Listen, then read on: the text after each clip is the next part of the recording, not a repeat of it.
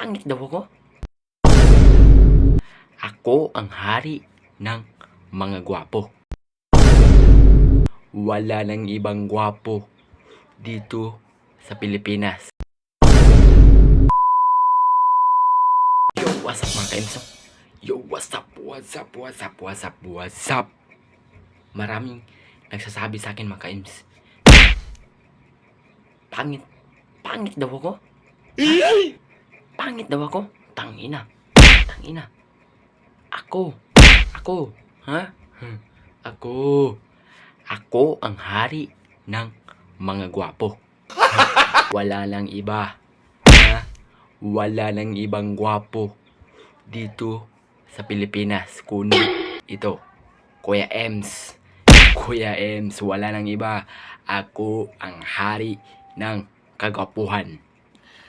Sana all. Tandaan nyo yan. Itatak nyo yan sa kokote nyo. Paano masabi? Itatakote nyo na ako ang hari ng kagwapuhan. Wala nang iba. Kahit anong sasabihin nyo dyan.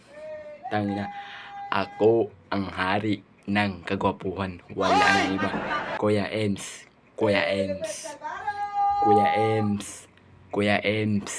Ha? Wala nang iba. Ako ang hari ng kagwapuhan. Okay? Wala akong pakialam kung ano yung sasabihin nyo dyan. Ano ang sa inyo? Natamimi kayo. Ha? Wala akong pakialam kung ano yung sasabihin nyo dyan.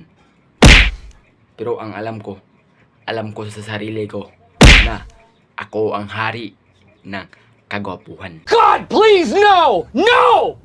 Dito sa Pilipinas, wala nang iba. Kung meron ko kontra dyan, wala na kayong binatbat sa akin. Kasi ako na ang tinatakda na hari ng kagwapuhan Huwag mong subukan. Masisira ang buhay mo.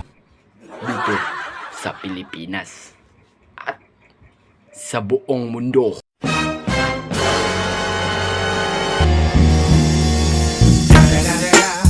It's the motherfucking Eagle Double G. Sa buong mundo.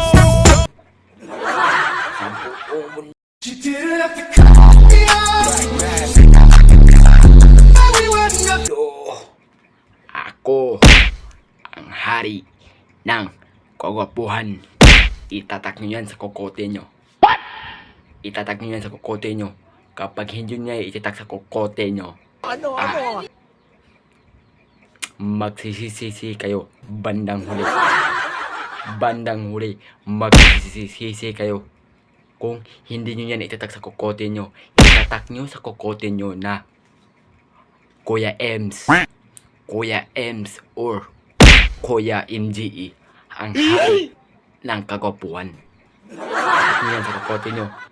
Hari ng kagwapuhan do. Wala nang iba. Kung meron namang babangga sa akin, wala nang iba. Walang binatbat sa akin kasi ako ang hari ng kagwapuhan sa buong mundo.